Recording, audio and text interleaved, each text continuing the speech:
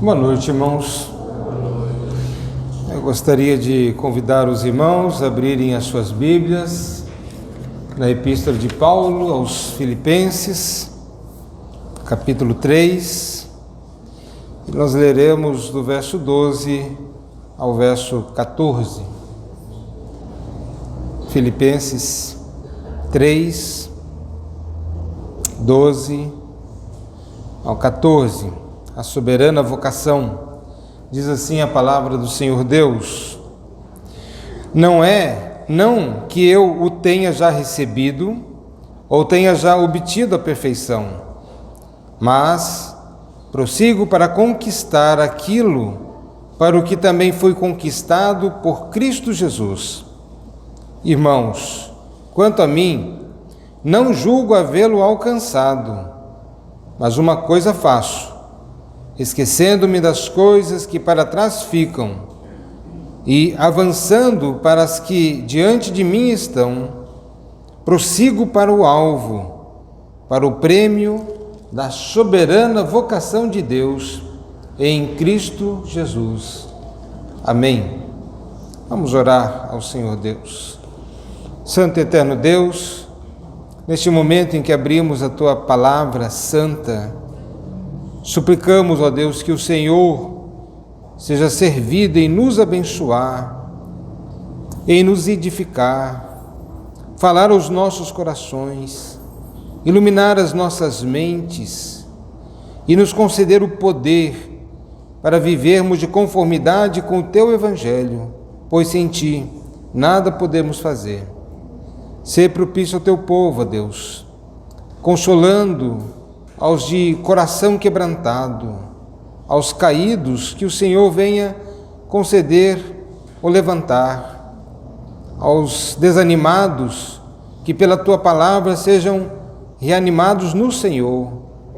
Assim oramos, ó Deus, que o Senhor seja com Teu povo, conosco e com toda a Tua igreja, espalhada por toda a terra, e que a Tua paz seja sobre o Teu povo, em nome do Senhor Jesus que oramos.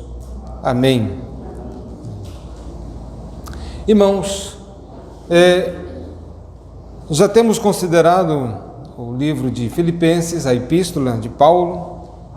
Paulo, ele revelara, primeiramente, a superioridade do cristianismo sobre o judaísmo, quando ele vai mencionar ali todo o seu pedigree, aquilo que ele era em relação ao judaísmo, e depois ele diz o que para mim era lucro, e de fato era lucro, do ponto de vista cultural, do ponto de vista religioso, do ponto de vista de como a sociedade judaica via. Isso tudo produzia nele uma grande honra, por assim dizer. E agora ele, ao conhecer a Cristo, e vendo a superioridade do cristianismo sobre o judaísmo, ele diz: isso se tornou nada. E na verdade, menos do que nada, ele vai dizer que é como se fosse um esterco, como se fosse, portanto, uma coisa indigna até. E ele vai então falar dessa superioridade, daquela religião mecânica para a vida espiritual. Porque a religiosidade é muito mais do que algo mecânico. Eu vou para a igreja, é algo espiritual, de uma ligação com o Criador. E daí vem a palavra religião, que do latim é religare, é ligar novamente a Deus. E não há sentido em nenhuma religião que não conduza a pessoa a esse relacionamento com Deus. Certamente há muitas religiões, e as pessoas tentam ter algum contato místico, tentam ter uma experiência mística, quer seja com espíritos enganadores, quer seja a autossatisfação na religiosidade em si. São satisfeitos, eu sou satisfeito com a minha religião. Mas se essa religião não conduz a uma comunhão com o Criador, não está ligando nada absolutamente a lugar nenhum. A religião, ela só tem o sentido de que ela cumpre a sua função de religar ou ligar novamente o homem pecador, decaído, separado da graça, ao Senhor soberano, Criador dos céus e da terra. Se não ligar, tal religiosidade é uma religião mecânica. A pessoa vai, está satisfeito com a tua religião? Estou satisfeito plenamente. Não estou ligado a Deus. Eu até faço as orações, até faço aqueles ritos que parecem ser muito espirituais, mas comunhão com Deus, zero. Portanto, tal religião não há sentido de existência. Mas uma religião mecânica é o que Paulo vai mostrar, portanto, a superioridade dessa religião espiritual sobre aquela religião puramente mecânica.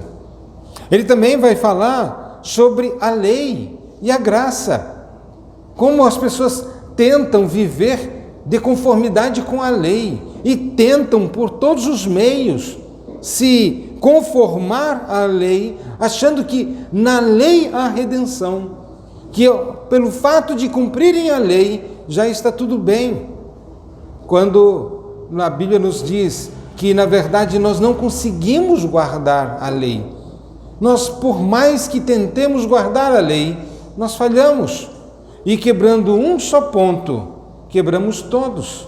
Porque a lei, ela não é uma coisa estanque, no sentido de cada coisa é uma coisa, mas na verdade a lei, ela é como que orgânica. Quando você quebra um, se quebrou todos.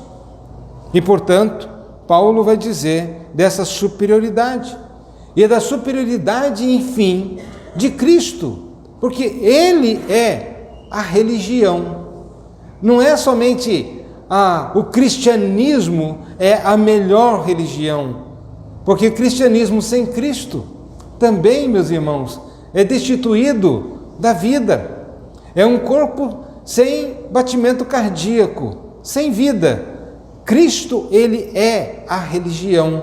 Por isso ele pode dizer com propriedade: eu sou o caminho, a verdade e a vida. Ninguém vem ao Pai senão por mim. Sendo em Cristo, não importa que você possa ostentar determinada religião, nem que seja o próprio cristianismo. No verso 9, Paulo também já falara sobre a justificação pela fé, quando ele vai nos dizer: e ser achado nele, esse é o desejo dele, não tendo justiça própria. Porque as pessoas sempre batem no peito e dizem: eu sou isto, eu sou aquilo, eu nunca matei, nunca roubei. Ele se autopromove, mas a verdadeira justificação leva a pessoa à compreensão de que ele não é justo, de que ele está num estado de enfermidade. Nenhuma pessoa vai ao médico a não ser que ele se perceba como enfermo. Ninguém vai fazer simplesmente: vou me tratar de uma doença que eu não reconheço. Mas aqueles que percebem a sua condição de pecaminosidade, portanto de injusto, de pecador, e agora ele busca a justificação em Cristo, quando Deus propôs em Cristo que ele, ao cumprir a lei de uma forma cabal, de uma forma perfeita, e não somente ele guardou a lei de uma forma perfeita, mas o salário do pecado é a morte. A alma que pecar, essa vai morrer. E era justo então que o pecador morresse por causa dos seus pecados. O que Deus faz? Deus envia seu Filho Jesus, por isso ele vai dizer: a justiça que procede de Deus, que é mediante a fé em Cristo. Verso 9, e portanto ele vai falar sobre a justificação. No verso 10, ele vai falar sobre agora o resultado dessa santificação, dessa justificação, que é a santificação. Qual é o resultado? Portanto, ele vai dizer: a justiça que procede de Deus, baseada na fé, para finalidade, propósito.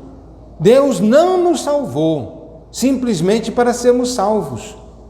É a garantia de que temos o bilhete, a passagem, e agora temos a passagem para o céu. Não, meus irmãos.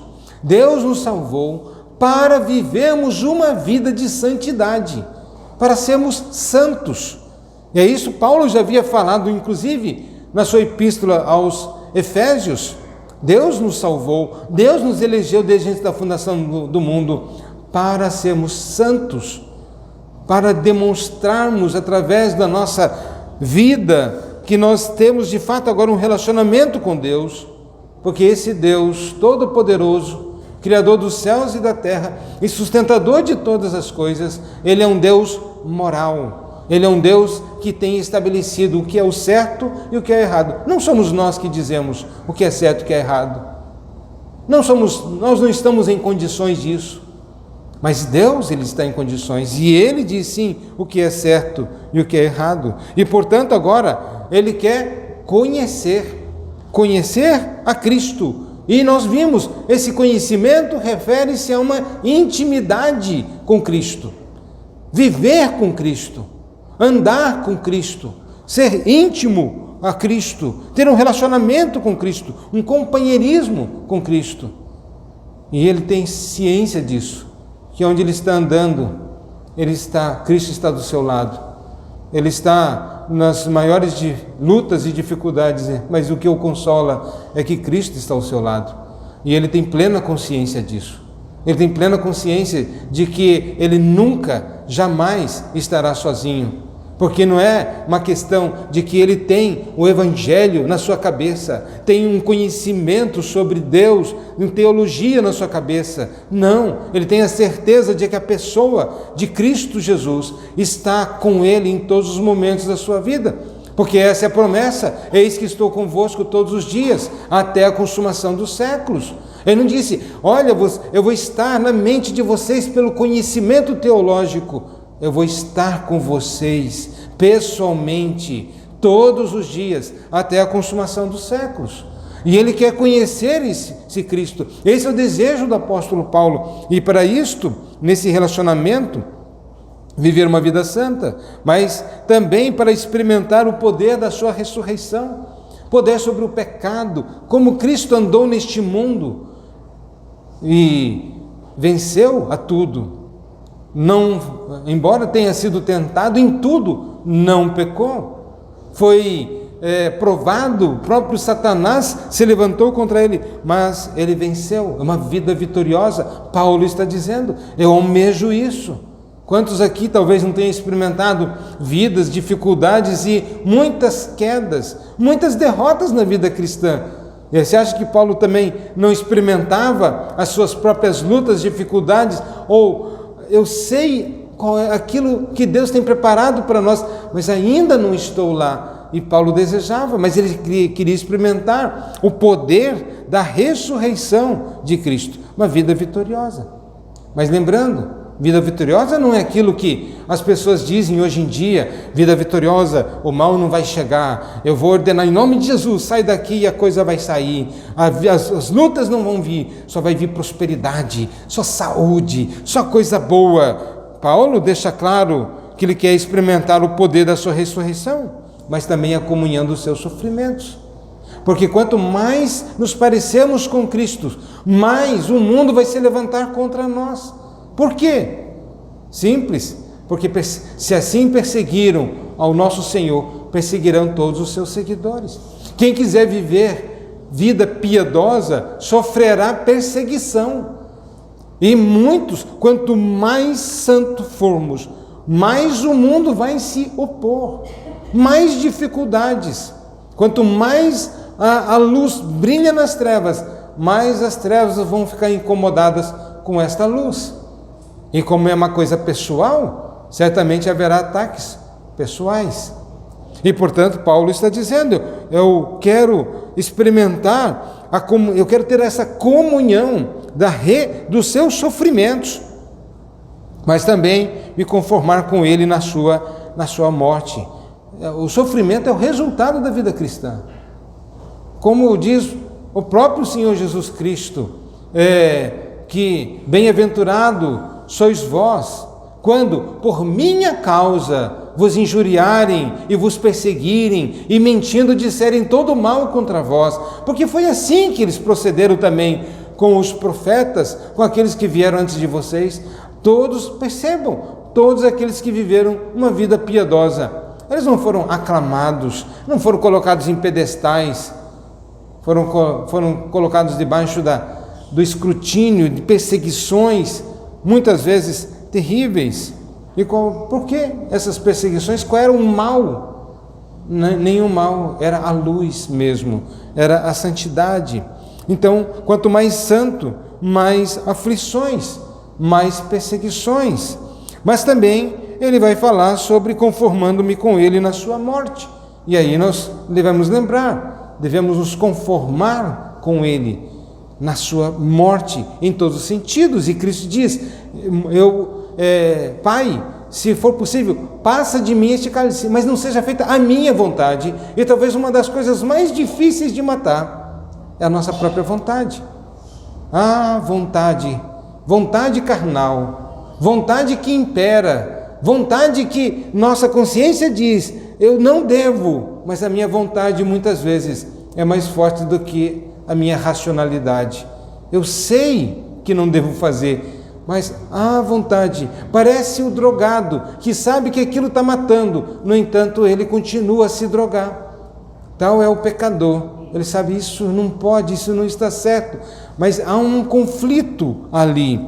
Mas Paulo está dizendo, para morrer, assim, Cristo, ele morreu, ele cumpriu a vontade de Deus, ele não fez a sua própria vontade, e nós devemos também mortificar a nossa carne com seus feitos e me conformar com ele na sua morte.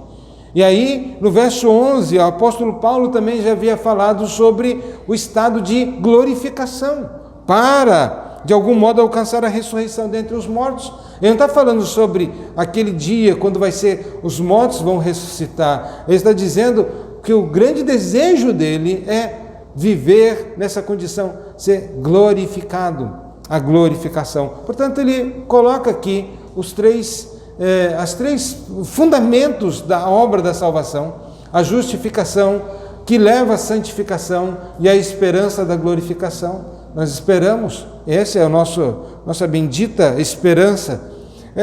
A santificação e a mortificação são as duas faces da mesma moeda. Não há santificação sem mortificação. Como eu posso ser santo se eu ainda vivo para mim mesmo? Como eu posso ser santo, desejar as coisas sagradas, santas e viver uma vida santa quando ainda estou enlameado no pecado?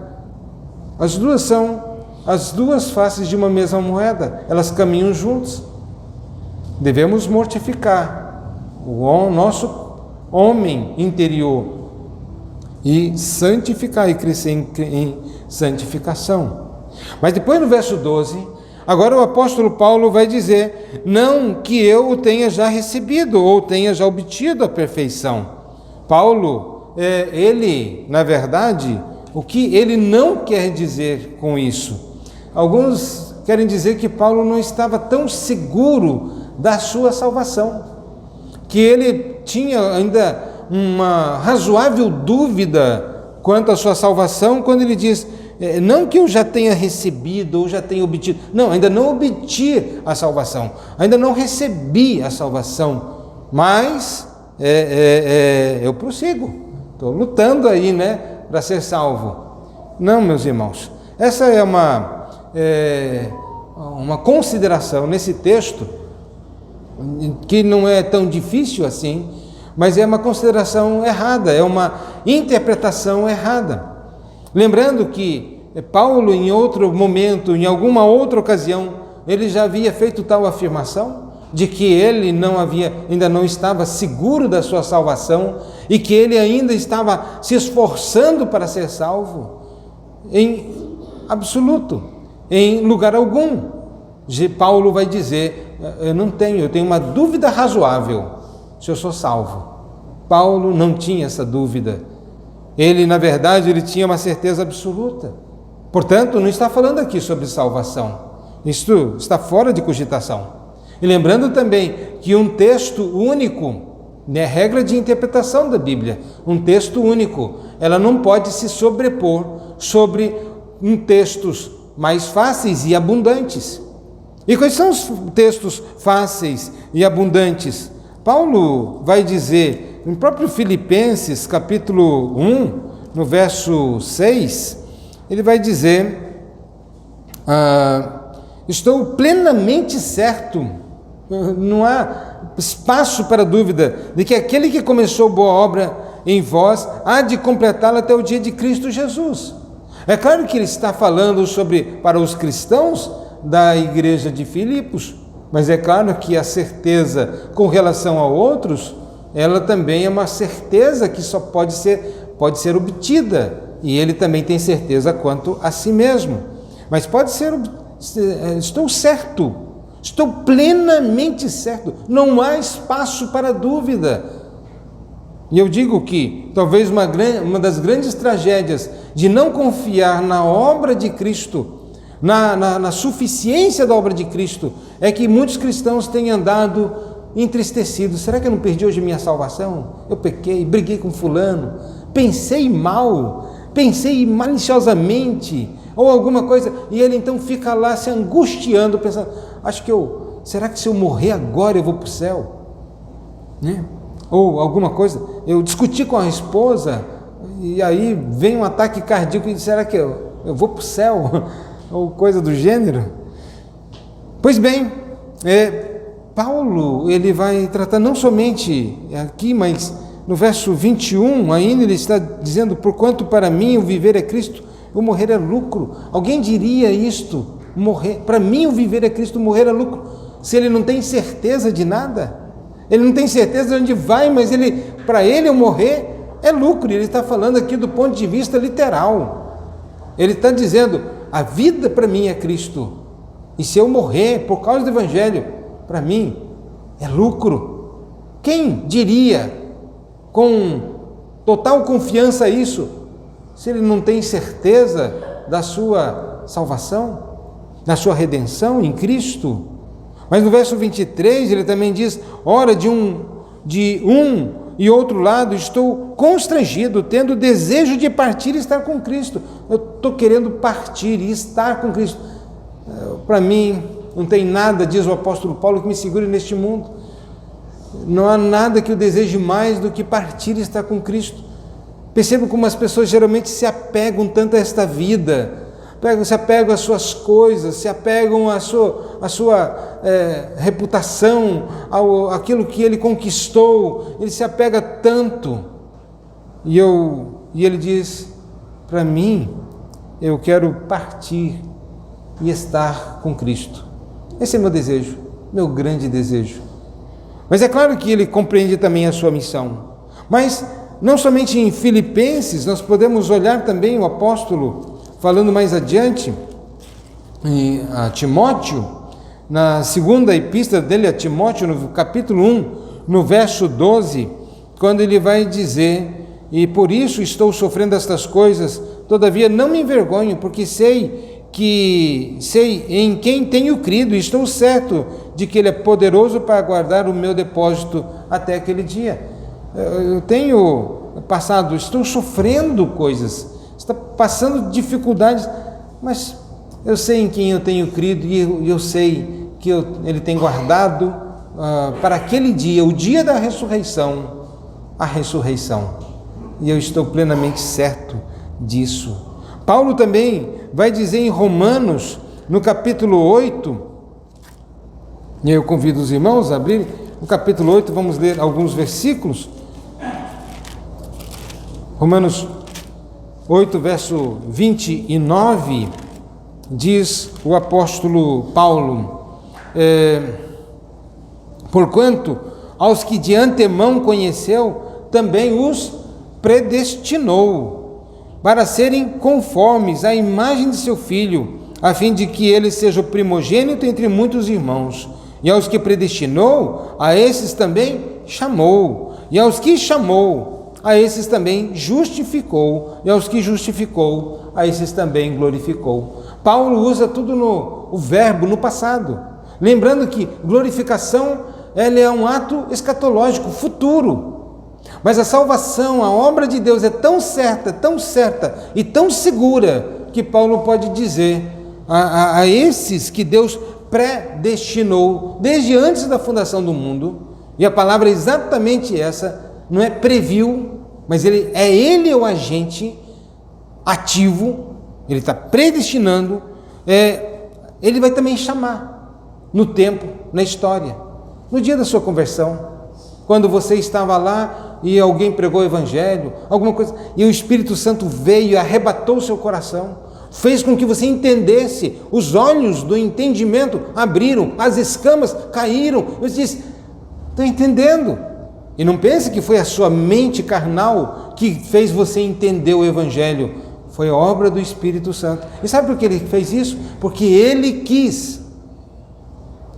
A vontade de Deus é segundo o beneplácito da vontade do Senhor, a sua boa vontade, é o consentimento da sua vontade.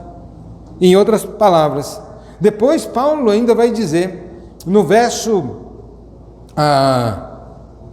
continuando ainda, que diremos, pois, à vista dessas coisas, verso 31, se Deus é por nós, quem será contra nós? Aquele que não poupou a seu próprio filho, antes por todos nós o entregou, porventura não nos dará graciosamente com ele todas as coisas? Quem tentará acusação contra os eleitos de Deus? É Deus quem os justifica.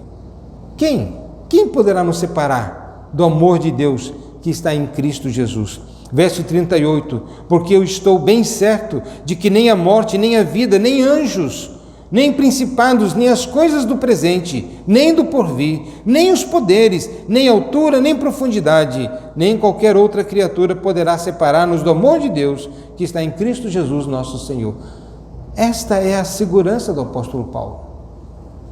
Não vemos aqui uma pessoa titubeando, estou lutando, vamos ver, Deus aqui sabe. Não, ele tem certeza, ele sabe para onde ele vai, ele tem absoluta convicção, tanto é que ele quer partir e estar logo com Cristo.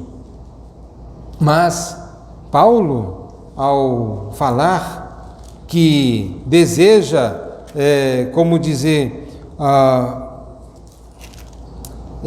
não que eu tenha já recebido ou tenha já obtido a perfeição, mas prossigo para conquistar aquilo para o que também fui conquistado, fui preso por Cristo Jesus.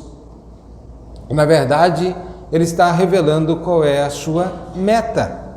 Nós vimos, na verdade, na semana passada, qual era a ambição do apóstolo Paulo, qual era o desejo do apóstolo Paulo: conhecer Cristo, parecer com Cristo, ser participante do poder que o ressuscitou dentre os mortos, que o levará também a ser participante dos seus sofrimentos.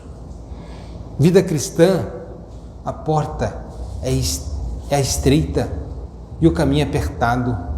Quem quiser um outro cristianismo, que não seja pela porta estreita, caminho apertado, está no lugar errado. Está querendo uma religião diferente daquela que foi proposta pelo Evangelho. Jesus mesmo vai dizer: quem quiser vir após mim, negue-se a si mesmo, tome a sua cruz e siga-me. A cruz é símbolo de morte. Pode ser um adereço para muitas pessoas. Coloca um brinco em formato de cruz, coloca um pingente em formato de cruz. Tem gente que pinta uma cruz, tatuando-se como se fosse uma cruz, para enfeitar o corpo. Gosto duvidoso. Mas não é isso. É negar-se, é estar disposto a morrer por Cristo Jesus. Portanto, ele vai falar qual é a sua meta. Sua ambição ele já havia mostrado, conhecer a Cristo. Mas e qual é a sua meta? E aí nós vamos ver que a sua ambição, seu desejo, é exatamente aquilo que ele tem como meta: conhecer a Cristo. Ele está correndo para este alvo, conhecer Cristo. Ele não somente fica no campo do desejo, no campo da especulação, da vontade, mas Essa é a meta dele, esse é o objetivo dele, e ele prossegue para este alvo, ele está caminhando para aí. Este é o apóstolo Paulo. Portanto, a sua meta e o seu desejo são coincidentes. Paulo, ele já foi livre da culpa do pecado. Paulo, ele já foi livre da condenação do pecado. Mas Paulo deseja ser livre do poder, da corrupção do pecado e de se tornar semelhante a Cristo em sua vida, sofrimento e morte. E isso quer dizer, em tudo, ele quer ser semelhante a Cristo. Esse é o desejo dele. E ainda, enquanto nós estamos neste mundo, e nós entendemos isso na teologia, que nós fomos libertos do poder do pecado, da condenação do pecado, mas enquanto estamos nessa peregrinação, ainda estamos na presença do pecado. Ainda há algo ainda que o nosso coração anela e que nos impede de estarmos de uma forma perfeita e plena na presença do nosso bendito Senhor e Salvador Jesus Cristo. Ainda estamos aqui, ainda erramos, ainda falhamos. Paulo deseja a sua meta ser semelhante a Cristo, mas ele ao mesmo tempo reconhece que não que já tenha obtido a perfeição, ele vai reconhecer que ele ainda não chegou a essa meta. E por que ele não chegou a essa meta? Porque ainda ele está nessa peregrinação. Chegar nessa meta é comparado a chegar naquela Canaã celestial, chegar na terra prometida, voltar para o lar. Há muitas expressões que denotam isto. As pessoas sempre estão como que entendendo que esse lugar não é o seu lugar definitivo, ele sempre está em retorno para o lar. Os grandes filmes, entendendo essa perspectiva de que as pessoas, eles vão, saem, mas depois sempre termina voltando no lar, voltando para casa, voltando para a sua terra. Nós saímos, mas nós sabemos que aqui nós não temos morada permanente, mas que ao mesmo tempo nós estamos caminhando para a nossa terra, a terra prometida. Paulo, portanto, ele define a meta, conhecer a Cristo. Paulo confessa que ainda não chegou, e Paulo revela também todo o seu interesse na vida, é alcançar essa meta. Esse é todo o desejo dele. E aí temos aqui algumas deduções dessa doutrina, ou até aplicações. Primeiro, perfeição nesta vida, meus irmãos, não existe. Há um grupo que havia ensinado sobre o perfeccionismo cristão. Crentes que diziam, passei um dia sem pecar. Mas depois ele dizia, passei 2 dias, passei 3 dias. Já faz 6 meses que não peco. Aí outros, se você passa 6 meses, você pode passar também 1 ano. Se você pode passar 1 ano, você pode passar 2 anos. E se você pode passar 2 anos, você pode passar o resto da sua vida sem pecar. É a doutrina do perfeccionismo. Mas, meus irmãos, nem Paulo dizia, eu já cheguei lá. Ele vai dizer, não que eu tenha obtido. Portanto, essa doutrina do perfeccionismo é levada e feita por 2 erros, primários, inclusive. O primeiro erro é que se faz um autoexame incompleto e superficial. Por exemplo, ele entende que, do ponto de vista moralista, ele nunca matou, nunca roubou, nunca adulterou, nunca fez isso. Mas ele desconsidera o coração. Enganoso é o coração do homem. É do coração que procede todas as coisas. Jesus vai dizer, vocês estão preocupados com o que vai entrar pela boca do homem? Se preocupe com aquilo que está no coração, porque é do coração que procede tudo, as corrupções, o adultério, a imoralidade, violência, rebeldia, é do coração do homem que procede todas essas coisas. Portanto, o autoexame incompleto, superficial, puramente mecânico, puramente visível, leva a essa compreensão. Eu posso dizer que eu nunca matei ninguém na minha vida. Eu posso dizer que nunca adulterei. Eu posso dizer muitas coisas a meu respeito. Mas a pergunta é: eu nunca odiei ninguém? E a Bíblia diz: aquele que odeia, ele é assassino. Nunca falei mal de ninguém? Aquele que fala mal de alguém, ele é um assassino. Ele pode matar a reputação de alguém. Ele é um assassino. Será que nunca saiu do meu coração essas coisas? É, portanto, uma observação superficial. E mais, ou então, quando rebaixa o padrão de santidade. Você baixa tanto o padrão de santidade que qualquer um consegue viver nesse padrão. Qualquer um, até os ímpios. É tão baixo, é tão baixo. Portanto, esses são os dois erros que levam a essa compreensão do perfeccionismo cristão. Porque o padrão é tão baixo que você consegue viver, ou porque o autoexame ele é incompleto. Mas também podemos deduzir dessa doutrina que a santificação não é uma experiência única ou repentina. Desse mesmo movimento, depois de John Wesley, o movimento wesleyano, veio uma doutrina chamada a experiência da santificação. E aí então as pessoas buscavam a Deus e ficavam lá jejuando e orando e se reuniam, e aí de repente vinha algo, acontecia, e eles diziam que nós tínhamos tido uma experiência da santificação. A Bíblia não ensina sobre experiência de santificação. É claro que Deus pode vir e nos visitar, enche o nosso coração, nos anima mais, coisas são tratadas, mas não existe uma experiência única, repentina de santificação, porque a santificação é uma progressão. Paulo está dizendo aqui, percebam, eu prossigo. E Paulo não era um neófito na fé. Ele não está aqui dizendo, comecei a carreira cristã, acabei de me converter ali atrás, na estrada de Damasco, e agora vou prosseguindo aqui. Não, ele já é experiente na vida cristã.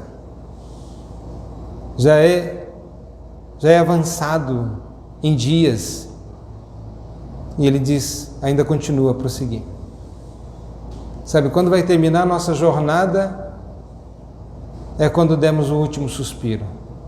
Ali vai parar a nossa peregrinação. E essa perseguição, em bom sentido, de uma vida santa. Algo de que devemos perseguir, prosseguir, avançar. Paulo diz, eu combatei o bom combate da fé. Não era só na questão teológica, em outras questões. É na sua vida de santa. Portanto, é uma progressão, não é uma experiência. Tem gente que ora, Deus me faz santa agora, aí parece que vai descer um raio da cabeça, alguma coisa vai acontecer, e a partir daquele momento ele vai se tornar santo. De certo modo, nós já somos santos, porque todos aqueles que foram salvos já são santos, já foram separados, mas ainda não perfeitos. Mas aprendemos também, meus irmãos, que ter a consciência da nossa imperfeição revela uma vida cristã saudável. Por incrível que pareça, você se vê como não perfeito, revela uma vida cristã saudável. Porque podemos ver o que ela revela: um espírito humilde. Ele não bate no peito e diz: eu já sei tudo, eu sou o cara, eu sou o crente, eu sou o perfeito, eu sou o super crente. Quantos crentes não agem assim? Eles se acham que a sua oração é mais poderosa, é melhor. Meus irmãos, eu sempre digo para os irmãos, e volto a repetir: não existe oração poderosa, existe um Deus poderoso. Tem crente que confia na oração poderosa e não está confiando em Deus. Demonstra total incredulidade, até porque ele acha que a oração só funciona se o homem poderoso, ao homem de Deus, seja quem for, se ele orar, mas se ele orar. E a pergunta: a confiança está em Cristo? Ou a confiança está no homem? Devemos tomar muito cuidado com isto. Não existe oração poderosa, existe um Deus poderoso. Mas existe a fé nesse Deus poderoso. Homens cujo coração confiam completamente e oram ao Senhor. Não é a oração que vai ter o poder, é o Deus que, observando a fé do coração do pedinte, em humildade, ele atende. Mas ninguém ordena a Deus. Poderia demonstrar por vários textos que todas as vezes que o homem tentou mandar Deus fazer alguma coisa, ele não fez. Ou ele fez de uma forma diferente como os homens haviam ordenado. Sabe por quê? Porque Deus é Deus. Ele não está sujeito às imposições humanas. Mas percebam, revela esta humildade. Mas mais do que isso, discernimento. O reconhecimento da nossa imperfeição faz com que eu consigo discernir. Eu não sou perfeito. Eu consigo perceber com clareza que falta algo ainda. Revela sabedoria. O sábio, ele não é caracterizado pela sua soberba, a sua humildade. O sábio é aquele que sabe que não sabe de tudo. O arrogante e honesto é aquele que acha que sabe de tudo. O sábio, ele diz: não, eu não sei de tudo. Ainda tem muito chão pela frente.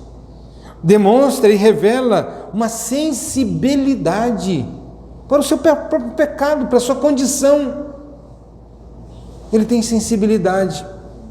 Revela também o conhecimento do alto padrão, o padrão da vida cristã. Ele diz: eu prossigo, ainda não alcancei, o padrão é muito alto. Meus irmãos, eu só posso demonstrar pelo primeiro mandamento como o padrão é alto, porque a Bíblia nos fala: amarás o Senhor teu Deus de toda a tua força, com todo o teu entendimento, com todo o teu coração. E a pergunta é: quem ama Deus assim? Com todo conhecimento, força, de todo o coração. Eu não duvido que os irmãos amam a Deus. Eu amo a Deus. Mas eu sempre fico no final do dia dizendo: ó Deus, não te amei como o Senhor deveria ser amado. Ó Deus, eu não te cultuei como o Senhor merece ser cultuado. Ó Deus, eu não servi ao Senhor como o Senhor é digno de ser servido. Todo dia. Portanto, isso é chamado na Bíblia de pecado. A palavra grega é hamartia. Hamartia é errar o alvo. Ou seja, eu teria que acertar aqui. Foi na direção certa, mas acertei embaixo. Eu só consigo embaixo. O padrão é alto. Portanto, é o conhecimento do alto padrão da vida cristã. Mas também, por inferência, é o reconhecimento do alto padrão da santidade de Deus. Como nós devemos viver uma vida semelhante à de Deus. Sede perfeitos como o vosso Pai Celestial é perfeito. E você sempre vai chegar no dia, final do dia vai dizer: ó Deus, o Senhor disse para eu ser assim, mas ó Senhor, tem misericórdia de mim. Mas também é o reconhecimento de que a vida, sabe por quê? Porque você, quando está vivo, e você olha para o espelho, e você, depois que ter trabalhado e coisa assim, diz: está sujo aqui, está imperfeito aqui, e você olha, o morto, ele não percebe nada, ele pode estar nu, ele não vai nem sentir vergonha. Portanto, a compreensão, a consciência da nossa imperfeição é uma indicação de que está vivo, vivo espiritualmente. Mas o morto ele sempre vai achar que está tudo muito bem. Como é que você está? Estou bem. Sempre está bem. Devemos lembrar, ele está vivo entre nós, nós estamos vivos, mas os mortos espiritualmente, eles acham que estão bem quando não estão. Mas também, e aí eu tenho uma pergunta a fazer: você está satisfeito com a vida que você tem? Você está satisfeito? Ou você tem uma insatisfação no interior, no coração lá? Ó Deus, eu quero mais do Senhor. Ó Deus, eu quero. Porque se nós estamos satisfeitos e plenamente satisfeitos com a nossa vida religiosa, se nós estamos plenamente satisfeitos com a nossa vida espiritual, nós somos diferentes do apóstolo Paulo. Paulo não estava satisfeito. Eu quero mais de Cristo, eu prossigo para o alvo, eu estou a caminho de lá, eu me esforço para isso, eu não estou satisfeito. Paulo não estava satisfeito. Se nós estamos, é porque nós somos melhores do que o apóstolo Paulo, e no mínimo isso é arrogância e orgulho. Esta é a descrição da vida cristã, daqueles que querem mais e mais de Cristo. Eles esperam ser, mas sabem que ainda não são. Eu espero, eu desejo, eu luto, mas eu sei que ainda não sou. Não é salvo, não é ele sabe que não é salvo, não, ele sabe que é salvo. Ele sabe que foi perdoado, ele sabe que foi redimido, ele sabe que ele vai morar com Cristo no céu, mas ele quer viver aqui como Cristo, não menos do que isso. Portanto, como aplicação até, aplique toda a sua energia, toda a sua força, tenha essa compreensão. Se você não tem essa compreensão do seu estado, se você está satisfeito com a sua própria condição religiosa e espiritual, diz: não, está tudo bem comigo. É preocupante, meu irmão, minha irmã, é preocupante. Aplique toda a sua energia para chegar à meta. E a meta é nada menos do que ser igual a Cristo, ser semelhante a Cristo. Mas é não simplesmente Ele como modelo lá longe e eu aqui, mas é estar com Cristo, andar com Cristo, viver com Cristo continuamente. Mas também lembre, não basta querer. Alguém diz: querer é poder. Não. Querer é o começo, é a porta de entrada. Se não fizer, não adianta o tanto que queira, não vai sair do lugar. Portanto, tem que fazer, tem que prosseguir, tem que avançar para aquilo que você foi conquistado, para aquilo que você foi preso. Esse é o grande objetivo da nossa salvação, ser semelhante a Cristo. Portanto, Cristo não veio neste mundo para morrer simplesmente para te livrar da condenação eterna, para te dar um lugarzinho no céu. Não, Ele veio para fazer algo muito maior do que isso. Isso é uma consequência, mas Ele veio para nos transformar à sua imagem, para nos conformarmos à imagem de Cristo. Para isso que ele diz, o texto que nós lemos lá, ele nos predestinou, ele nos chamou, ele nos justificou para sermos conformes à imagem de seu Filho, não menos do que isso. Que Deus assim nos abençoe. Amém?